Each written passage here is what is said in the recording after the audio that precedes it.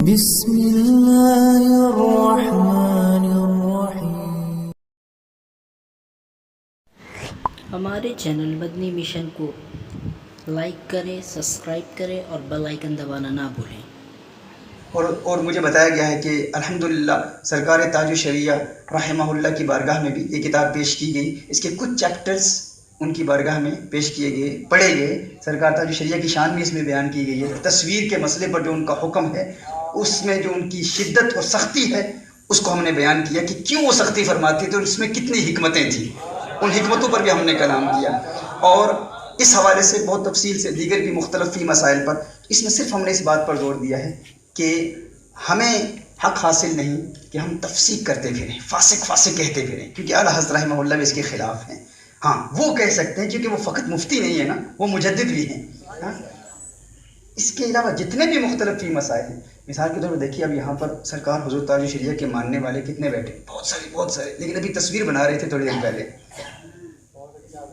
کیسے اگر آپ سرکار تاج الشریعہ کی اتباع کرتے ہیں تو یاد رکھیے کہ یہ جتنے بھی اختلافی مسائل ہیں نا، مختلف فی مسائل میں اعتبار مرتکب کے اعتقاد کا ہوتا ہے، مختلف فی، اجماعی مسائل میں نہیں۔ اجماعی مسائل وہ جو مجمع علیہ حرام ہوتے ہیں نا، وہ حرام جن پر چاروں مذاہب کا اجماع ہے، تمام اہل سنت کا اجماع ہے، اس حرام کو جو حلال کہتا ہے نا، وہ کافر ہو جاتا ہے۔ اس حرام کو حلال کہنے والا کافر ہوتا ہے۔ مختلف فی حرام کو حلال کہنے والا کافر نہیں ہوتا، کیونکہ اہل سنت کا آپسی اختلاف ہے نا۔ مثال کے طور پر دیکھیں، یہ ہماری یہاں بہنیں بیٹھی ہوئی، ان کا یہاں بیٹھنا اجماعی حرام ہے۔ مخلوط محافل ان کی حرمت مجمع علیہ ہے، اسی لیے میں حضرت سے بھی عرض کروں گا کہ حضرت چونکہ یہ مجھ پر واجب ہے نا، اس پر انکار واجب ہے۔ مخلوط محافل کی حرمت اجماعی ہے، اس پر چاروں مذاہب کا اجماع ہے۔ اب اگر میں منع نہ کروں نا تو میں گنہگار ہوں گا، ٹھیک ہے نا؟ یعنی پیر اور مریدہ کے مابین جو پردہ ہے وہ واجب ہے، وہ ضروری ہے، اور اس پر چاروں مذاہب کا اجماع ہے۔ اب ہمارے کچھ لوگ کہتے ہیں نہیں جی، پیر صاحب ہمارے پہنچے ہوئے ہیں بہت، ہاں وہ تو سرکار صلی اللہ علیہ وسلم سے آگے تو نہیں پہنچے ہوئے نا، لیاذ باللہ۔ ہاں، تو یہ سرکار کا حکم، اب اس کی حرمت اجماعی ہے، اس پر کسی کا اختلاف نہیں ہے۔ میں نے پورا مکمل اس پر لکھا ہے۔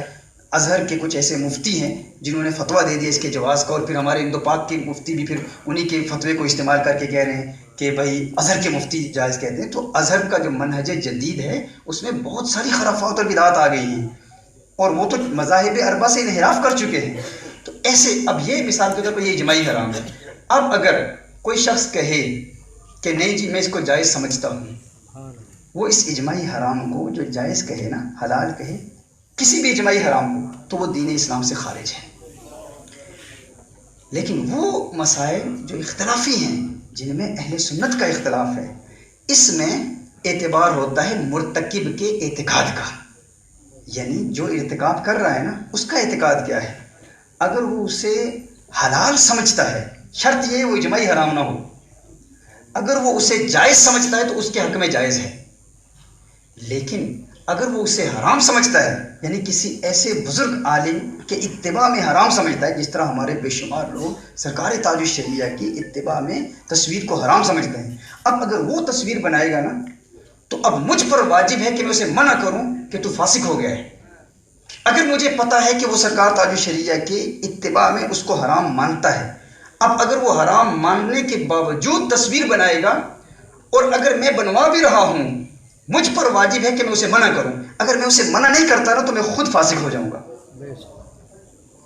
اس بات پر توجہ کیجیے آپ، اس سے اہل سنت کے بے شمار مسائل کا حل نکلتا ہے۔ بے شمار ایسے اختلافی مسائل ہم خام خواہ ایک دوسرے پر اعتراض کرتے ہیں، مختلف فی مسائل پر اعتبار مرتکب کے اعتقاد کا ہوتا ہے۔ یہ جملہ آپ یاد رکھیں۔ اس پوری کتاب میں ہم نے بے شمار دلائل ہم نے اعلیٰ حضرت کی کتابوں سے، فتاوی رضویہ سے، مفتی اعظم ہند رحمہ اللہ کی آراء کی روشنی میں بیان کیا ہے۔ ہمارے بزرگ جو سختی کرتے ہیں نا، وہ سختی کرنا ان کا